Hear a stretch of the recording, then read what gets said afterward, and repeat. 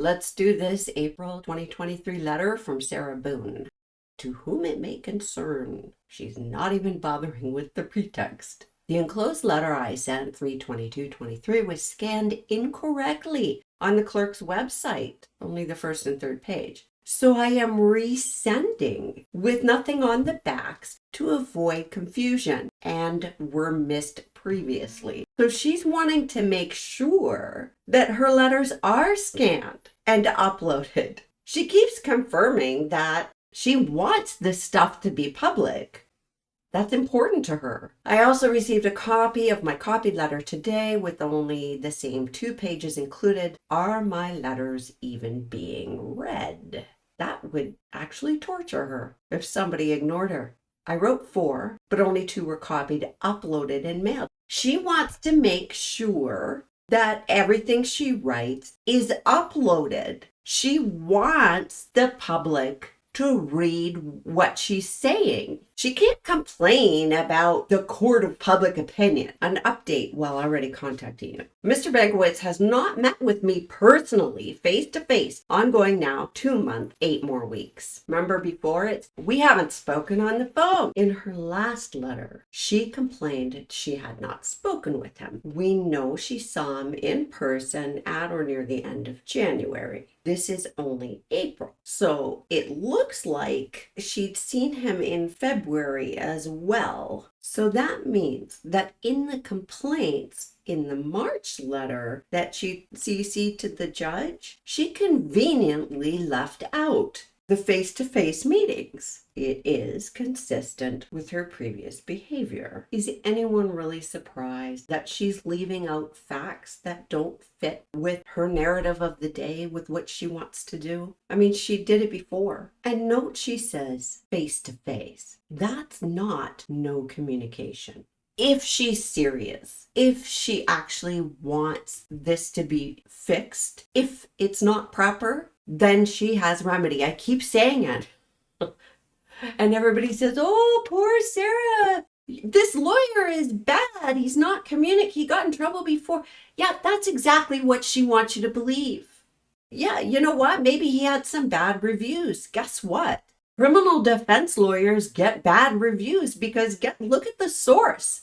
I can't even count how many times I've heard, yeah, well, I have a record, but that's my lawyer's fault. It's not because she actually did a crime. If she ever tries to take this through some process, he's going to be able to stick up for himself. He's going to be able to present his side. But she doesn't want to. She just wants all of us to believe that she is the poor victim. The 2 phone numbers given still do not work. Or his office phone answered when someone trying on the outside. Judge Wooten, big letters. Can you please have Mr. Bankowitz fix the phone problem? Oh, I didn't know that in the United States when you are incarcerated and awaiting your trial, that the judge on your case is your personal assistant? Wow! He asks me for information, some critical and time sensitive, which I complete expeditiously for him. Because he's giving you jobs, Sarah, to make you shut up. Which again shows they are communicating. He can't give her a job or tell her what to do or ask her for information if they're not communicating. And have no way to relay successfully, in turn hindering progress and creating even more discussion in a 15-minute video visit. How is it hindering progress? He knows what he needs and he knows when he needs it. So if something is critical in order for the case to progress, he knows when he needs to get that stuff.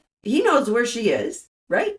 It's not hindering progress. If he was waiting for something from her so he could get moving on something and she was just not providing it, that's different. But there's nothing for him to provide to her. He's doing the work. But you know, it's hindering progress. That's what she wants everybody to believe. And creating more to discuss in 15-minute video visit.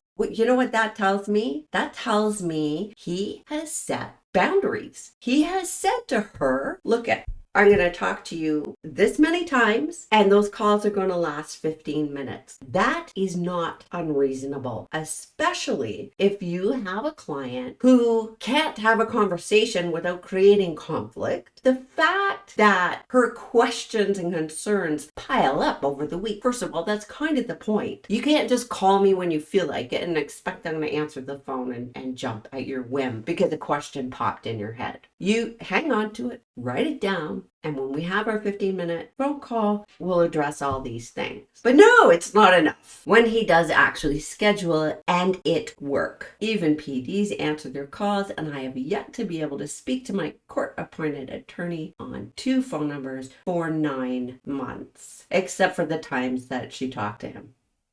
July 11th, 2023 is my 1-year mark, another milestone while here with Mr. Bankowitz as my attorney. It is also my next PTC. Will I be able to attend and be included as I was previously at the last? Thank you. I don't know what to say. She's written, to whom it may concern. Who's she going to yell at when she doesn't get what she wants? She knows this is going. It's like the clerk's office.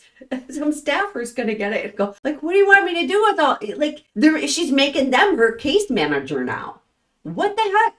I don't believe she thinks this is going to get the result of getting a phone number fixed or anything like that. I think the result that she's looking for was stated at the very beginning, which is please upload this properly because I want to give my narrative to the public. Please also include me in the status hearing you mentioned to the court during the last conference, which is supposed to happen sometime prior to the next PTC in July. I am still waiting patiently. What does she think patient means? And respectfully, I don't even know what to say. 6,480 hours later with Mr. Bankowitz as my attorney because he works 24 hours. Waiting for him to contact me. No, she's not actually waiting. And hoping just one of his phone numbers will finally work so we can pick up speed to provide significant progress in the upcoming meeting. What does she think she is going to do to create some sort of progress? When he's indicating, look, I don't actually need you for anything right now. Here, have some make-work jobs.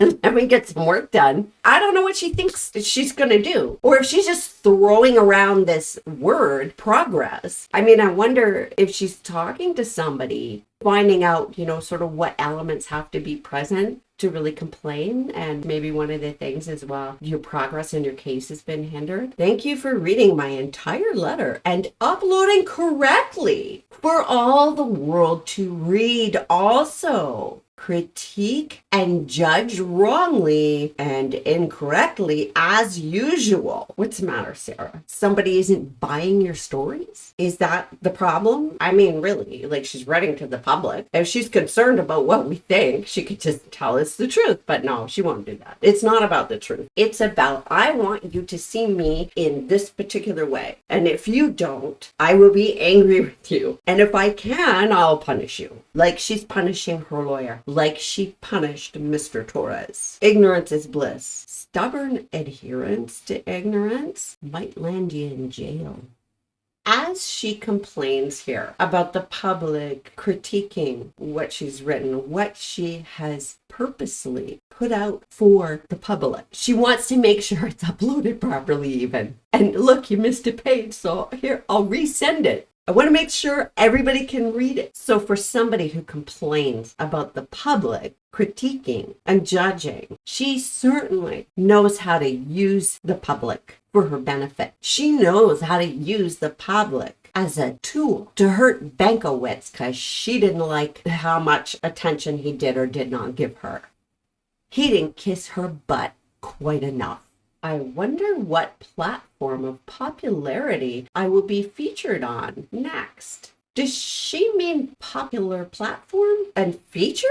Does she think she's actually featured? Sure, people talk about her. I mean, what she did is wild and her behavior is wild. So, of course, people are going to talk about her. Does she know the difference between notoriety and popularity? How much wasted time, effort, and thought will be put into mutating and grossly exaggerating my case information, racketeered to the worldwide web. SMH, shake my head. Run with it. Okay. You know, a man lost his life. That's not an exaggeration. You know what would be nice? The truth. The truth without exaggeration, without omitting important facts. The truth without adding a whole bunch of misdirection. The truth that includes the things you don't want us to focus on. I fell asleep and it's not intentional. It's not going to cut it. I wonder too if I have a panel of letter readers dedicated to all the ones I've written. I think that she would like that.